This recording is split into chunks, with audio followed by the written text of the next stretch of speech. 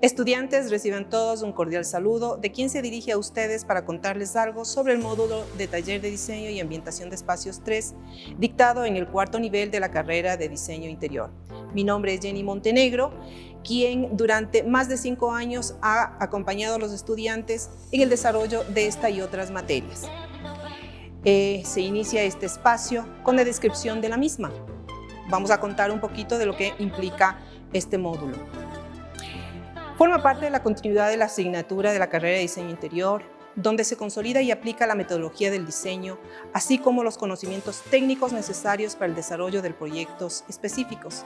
En este caso, el curso centra el estudio en la tipología de espacios y sus potenciales cambios en sus funciones, la intervención del objeto como parte importante del estudio y el espacio funcional se crea, rehabilita, sostiene y se sustenta en el tiempo.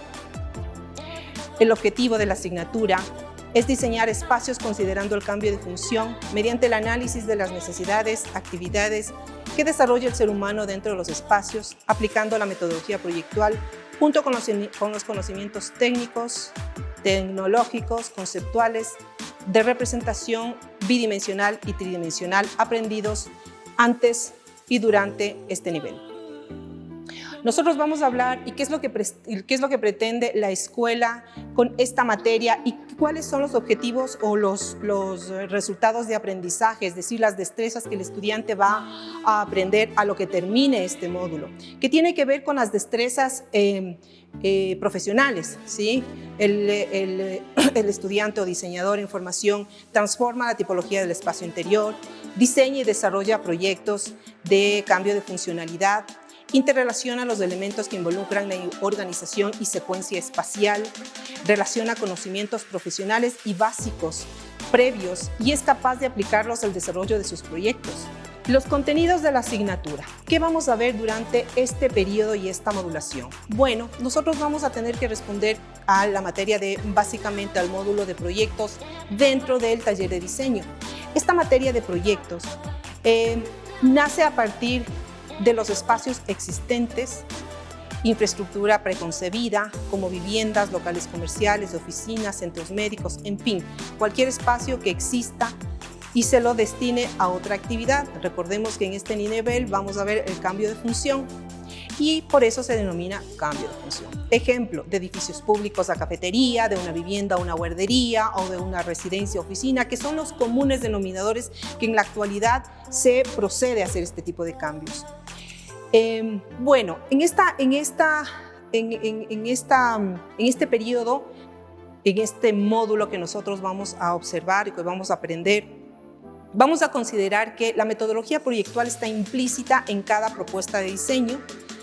De hecho, se tiene y se recomienda seguir los pasos de la metodología para poder desarrollar este proyecto. Sin embargo, yo quisiera que el estudiante, más que seguir los pasos, identifiquemos cómo nace, ¿sí? Enunciando dónde lo hacemos primero, el lugar donde específicamente se va a generar la propuesta de diseño. Si uno no conoce la infraestructura, pues no hay razón de ser diseñadores.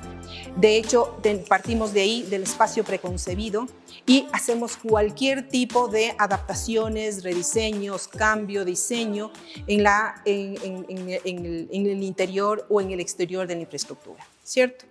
Si nosotros comenzamos respondiendo la pregunta ¿dónde? Es el lugar. Por lo tanto, el diseñador en formación debe hacer un análisis de la infraestructura, ¿sí? Y vamos a tener que hacer un compilado de cierta información que tiene que ver con la ubicación del proyecto, un registro fotográfico, un levantamiento de información planimétrica, un análisis de la infraestructura para identificar sistemas constructivos, materiales, acometidas eléctricas, sanitarias existentes, porque debemos saber hacia dónde va, es decir, el cambio de función. Ahí viene el análisis que el estudiante debe hacer, ¿sí? Si es que las mismas acometidas me sirven para el siguiente proyecto, por lo tanto es necesario identificar este tipo de elementos dentro del primer punto de análisis, la accesibilidad, por ejemplo. Se identifica también la problemática del proyecto, es decir, sí, el edificio, el departamento, la oficina estaba construida con un objetivo para unas ciertas necesidades. ¿Qué tal que yo en el nuevo funcionamiento tenga que ver con otra naturaleza y yo necesite acometidas diferentes, luminarias diferentes, espacios abiertos? Entonces, esas son las problemáticas que se van a identificar durante este análisis y sucede cuando se hace el análisis de la infraestructura, ¿sí? Vamos a hacer también un análisis de referentes, pero ¿qué es lo que pasa con los referentes? Obviamente, el diseñador tiene que estar empapado de lo que en la actualidad la tendencia nos dicta. ¿Sí? Porque de ahí vamos a depender en el consumo de materiales, de luminotecnia y de toda la parte material, aparte también de todo el estudio de tendencias conceptuales estéticas que también vienen en olas fuertes estéticas de otros países, ¿no? De Europa, de Norteamérica. En América hay países que están a la vanguardia, nosotros también estamos dándolos a pasos agigantados todo lo que tiene que ver con conceptualización, ¿cierto? Bueno, el siguiente esquema, ¿sí? O el siguiente análisis que uno debe centrar es ¿para quién? ¿Para quién diseña? El ser humano, el usuario, el consumidor, el cliente. Y vamos a identificar estos tres tipos de personajes, llamémoslos así, que intervienen en este proyecto o en el proyecto de diseño. ¿Qué pasa, por ejemplo, si una persona, un gerente de un banco, nos invita a hacer el diseño de las cajas en el área de atención al cliente? El cliente, que es quien me paga, ¿hará uso de este espacio que nos vamos a construir? No, ¿cierto? Sin embargo, debo considerar y hacer un análisis del cliente porque me va a brindar información importante para el desarrollo del proyecto y lo debo considerar también y lo debo analizar también. Los usuarios, ¿qué pasa con los usuarios? Vamos a identificar los diferentes niveles de usuarios que intervienen en el espacio, ¿sí? El personal de aseo, el personal técnico, ¿sí? Y va a depender de la actividad que se realice en este espacio para seguir desglosando el tipo de usuarios que intervienen en el espacio. ¿Y qué pasa con este consumidor? ¿Interviene el consumidor? Pues sí. El consumidor es toda aquella persona que va a visitar el espacio comercial o el espacio residencial o el espacio laboral o el espacio de salud que vamos a diseñar y va a hacer uso, pero es quien va a pagar el servicio. Por lo tanto, gran parte de esta obra va a ser destinada para que ese cliente, ese consumidor, se sienta súper cómodo, atendido, y pues mediante ese generemos que este espacio que hemos construido tenga mayor incidencia, ¿sí? Y guste del público en general. Después de esto, después de haber hecho el análisis de todas estas personas o personajes que intervienen en el proyecto que en su momento se deba realizar, viene un marco teórico referencial. Y en este punto fácilmente uno puede decir que se investiga todo aquello que uno no sabe, ¿sí? Todo aquello que esté nuevo. Por ejemplo, la normativa del municipio. En remodelación y reconstrucciones siempre debe uno estar empapado de qué es lo que me dice la normativa para poder aplicarla y no caer en todo lo que implicaría una multa, ¿sí? Y además que también tienen normativa para saber cómo va la construcción, cómo va creciendo, áreas mínimas, por ejemplo, la accesibilidad universal que está implícita en todo proyecto de diseño, ¿sí? Bueno, después de haber hecho este abordaje que implica un conocimiento adicional, también se va a hacer el análisis de cómo aquí y se aplican las destrezas del diseñador como tal, es decir, las técnicas de representación gráfica, las técnicas de representación digital, se aplican la tecnología, se aplica todo el conocimiento técnico que viene acompañado y que se ha venido desarrollando a lo largo de la carrera. Si nosotros esta materia vemos en cuarto nivel, obviamente en este nivel el estudiante ya podrá hacer diseño de mobiliario, podrá hacer un levantamiento de información, podrá hacer planos bidimensionales en AutoCAD, podrá hacer modelado digital en programas de diseño como Google SketchUp, ¿sí? Y motores de render como niveles medios de conocimiento, ¿sí?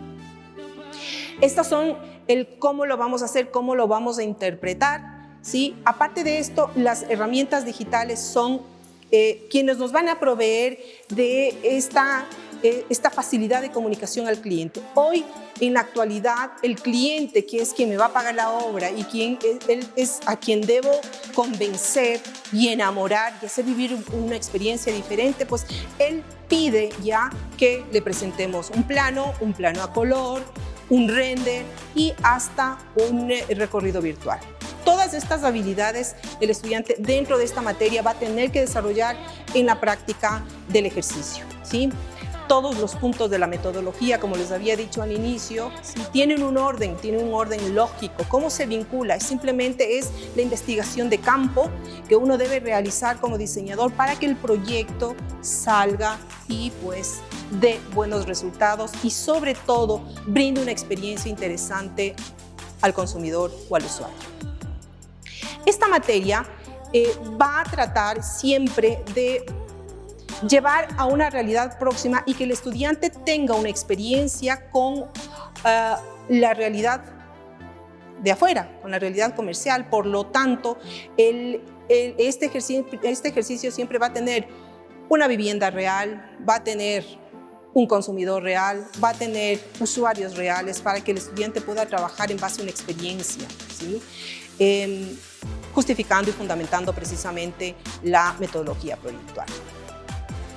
Después de esto, después de todo este contexto que el estudiante desarrolle en este nivel, viene la forma de evaluar. La forma de evaluar tiene algo muy sui generis, interesante, que son parámetros de evaluación, que son grillas. Es una grilla donde se enuncian los puntos importantes que el profesor, ¿sí?, da en el nivel. Por ejemplo, un análisis funcional, por ejemplo, un análisis conceptual, por ejemplo, una forma tridimensional de representación, que serían puntos fuertes, que serían los principales elementos de evaluar. Y tiene niveles de conocimiento, tiene 4 niveles de conocimiento, ¿sí?, que son el óptimo, el medio, el excelente, para poder evaluar, ¿sí?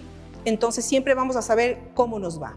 Como punto final, nosotros podemos decir que nos sujetamos y siempre recurrimos a bibliografía excelente, básica, que acompaña al estudiante de diseño interior, que hoy por hoy es fácil encontrarla. Hace algunos años era súper complicado tener bibliografía rica que pues justifique y fundamente todo lo dicho en la academia. Pues hoy tenemos bibliografía como El diseñador de interiores, una guía útil, tenemos El fundamento de arquitectura y diseño, tenemos diseño mobiliario para interioristas, tenemos Visual Merchandising, escaparates, diseño de interiores, un manual también de grandes escritores que han consolidado ya su palabra dentro de lo que es la academia. Y yo me despido pues recordándoles: mi nombre es Jenny Montenegro, soy docente de la carrera de diseño interiores, soy tecnóloga interiorista de la Metro, licenciada en diseño y comunicación y magíster en administración de empresas. Muchísimas gracias por haberme acompañado hoy.